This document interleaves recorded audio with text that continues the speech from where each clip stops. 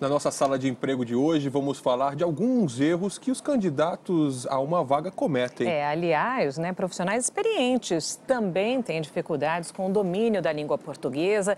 Quem conta tudo pra gente agora é Verusca Donato. Boa tarde, Verusca. Boa tarde, Sandra, Evaristo. Pois é, vejam só, São erros de português que começam logo no currículo e são erros que eliminam na primeira etapa, que é a da entrevista de emprego. Uma pesquisa feita com estudantes de todo o Brasil apontou que 40% dos candidatos a uma vaga no estágio foram reprovados por causa de erros em redação, por exemplo. Todos estes candidatos concorrem a uma vaga de estágio num banco. Um dos testes é uma redação. Acostumado com o próprio computador que corrige, a gente não presta tanto atenção assim na hora da escrita. Segundo um estudo feito pelo Núcleo Brasileiro de Estágios, de janeiro a maio deste ano, 40% dos candidatos foram reprovados nos testes de redação e no ditado. E os erros mais comuns são a troca do X pelo Z, do S pelo cedilha e o mau uso de 2 S's. Agora, quem também não sabe acentuar as palavras pode perder a vaga. Alguns candidatos cometem vários erros numa só palavra. Este aqui inverteu o lugar dos 2 S's e do C. Inacessível se escreve assim. O Z está erradamente no lugar do S e o C cedilha deveria estar no lugar dos 2 S's na palavra presunção. Esta analista de recursos humanos diz que para ter mais chances, o candidato deve acertar 70% dos testes. A redação e o ditado são as tarefas que têm o maior peso num processo seletivo. É uma coisa curiosa, mas as pessoas que apresentam um baixo resultado no português, elas acabam tendo um baixo resultado nas outras tarefas, inclusive lógica e matemática. Que outros erros um profissional comete durante a seleção, também já no emprego? A gente convidou para conversar hoje o consultor em carreira, Marcelo Abrileri. Marcelo, então, boa tarde. Boa tarde. Que erros são esses que as pessoas costumam cometer, além dos erros de português? Certo. Bom, com relação ao erro no currículo, não é?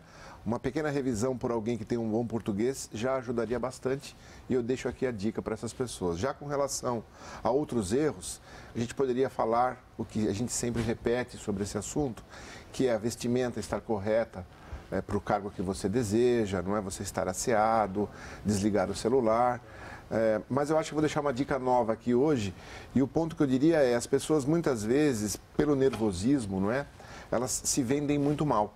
Então é comum você ter bons profissionais, mas naquele momento ele não consegue se apresentar e mostrar todas as qualidades e competências que ele tem.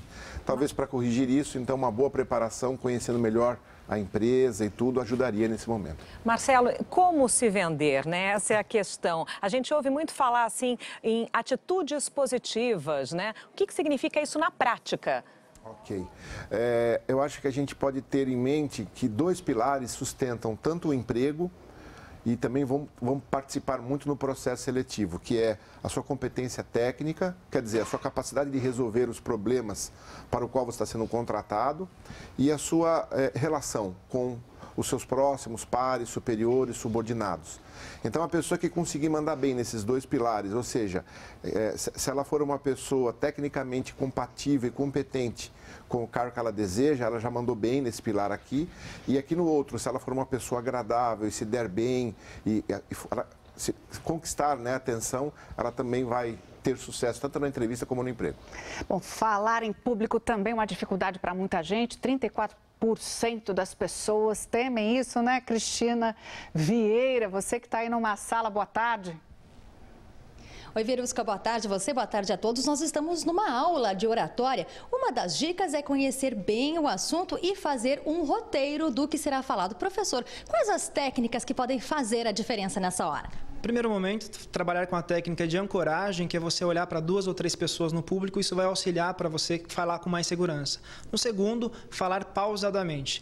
E terceiro, a postura profissional. Você pode interagir com as pessoas andando dentro do processo e aí você vai ter uma comunicação um pouco mais concisa e um pouco mais transparente. Tá bom, obrigada pelas dicas, Verusca. Muito obrigada, então. E Marcelo, como ser admirado e respeitado sem ser bajulador?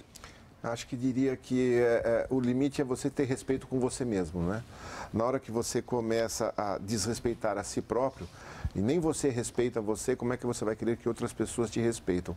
Então, ser agradável é uma coisa, mas exagerar nisso, você passa a ser bajulador e deixa de ser querido. Uma pergunta rapidinho para o nosso entrevistado. Um funcionário, a gente está falando de falar em público, um funcionário pode ser tímido e falar bem em público? Pode, não é uma coisa muito comum, mas eu diria até que pode. A timidez ela tem muito a ver com o medo de errar.